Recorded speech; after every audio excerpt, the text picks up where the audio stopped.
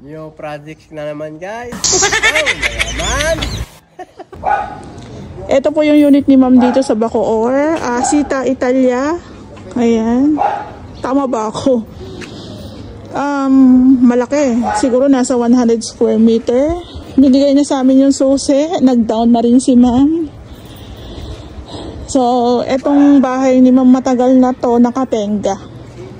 Ayan. So, mapapansin nyo talagang luma na. Luma pero matibay. Ayan, binigay na po sa amin yung susi ni Ray. Si ma'am nga po pala abroad. Then, minute niya kami last time. Then, kanina, last meet up namin. So,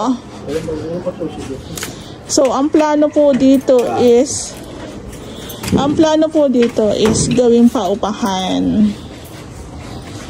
So, ayan po. Actually, nung nakuha to ni ma'am, wala pa siyang napagawa dito. Hindi ko sure yung loob, yung mga existing na tiles kung dati pa yan o pinagawa niya. So, sa tagal, meron ng mga sira. Ayan, tabi po.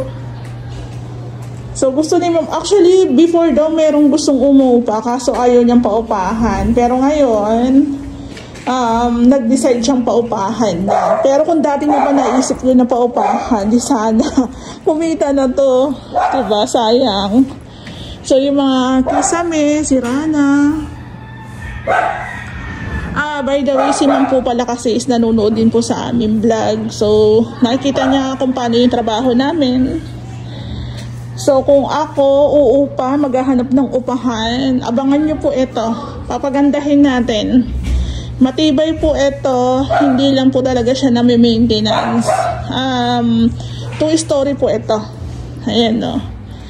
So, yung iba dito gagawin, may iba na part na stay pa rin. Lalagyan ng bakod. Bakod lang po ang gagawin. Dito sa labas, bakod. Tapos, aayusin po yung itsura ng bahay. Pintura. Yung mga bintana, nag-suggest kami, wag na munang baguhin. Kasi darating din yung araw na ipaparenovate ni ma'am to.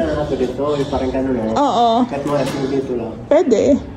So, kung ang purpose ni ma'am dito is papaupahan niya lang, yung livable lang din talaga. Diba? May parking area. So, hanggang dito lang po yung part ng Ita tiles. Hanggang doon, para malinis lang din po siyang tingnan. So, mapapansin nyo, ito pa yung, matagal na talaga siya. Ito pa yung dating aluminum door. Ayan, sira na rin po yung ating pinto. Hindi na siya na-maintenance. Ito nga po, itsura ng loob. Malawak siya. Tinanggal nila ma'am yung mga gamit. Nag-angatan na po yung tiles. So, if ever ma-recover pa namin yung tiles dito, pwede pa namin itong ibalik. Kasi ang tiles ni ma'am babataas, same lang. So, kung papaupahan mo lang ito, kailangan mong basic renovation lang. Pero syempre sa amin, sa akin, papagandahin ko talaga to, diba? So, may mga pinto na kailangan ng palitan, may mga tiles na kailangan ng palitan. Kung papalitan na, ayan pong itsura niya, nag-angatan na So, yung bathroom, baka po yung mga accessories palitan, lagyan ng kisame. So guys, tingnan nyo yung mga nagtitiwala sa amin abroad pa ha. Ito ang inside kitchen natin, tawag ko na lang, papalitan namin siya ng tiles. Pati ng lababo. Yung cabinet, lalagyan namin to ng up and down ng cabinet para yung uupa dito talagang, ano nyo yun, kompleto ricados. Ayan, di ba? So, ito po yung ating wirings. I-check po namin yan kasi matagal na nga siya. Tabi po. So, sa taas, ito po yung itsura. Yan o, yung staircase natin o. Siguro lalagyan po namin ng cover yung stair kasi nga po, mapapansin nyo. Siyempre, kung ang uupa dito may kasamang bata, baka naman po lumusot yung paa. Ito po yung second floor. Ayan. Ang ceiling dito, baka po lagyan na lang po namin ng PVC panels.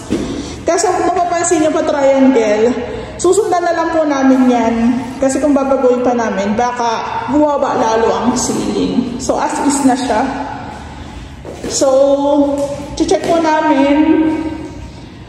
Mga umangat na tiles. Meron na po kasing umangat. Ito oh. Ayan po oh. Umangat na oh.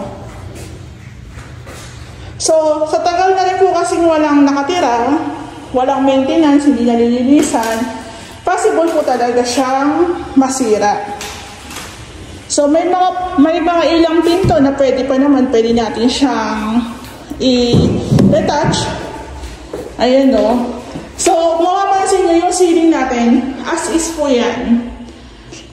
Lalagyan na lang po namin ng PVC panels. Sa balcony, may leaks. Yung exterior paint, kailangan din pong ayusin yan. So, kay ma'am, maraming pong salamat sa pagtitiwala. Kami na pong bahala dito sa unit nyo. Pang mayaman!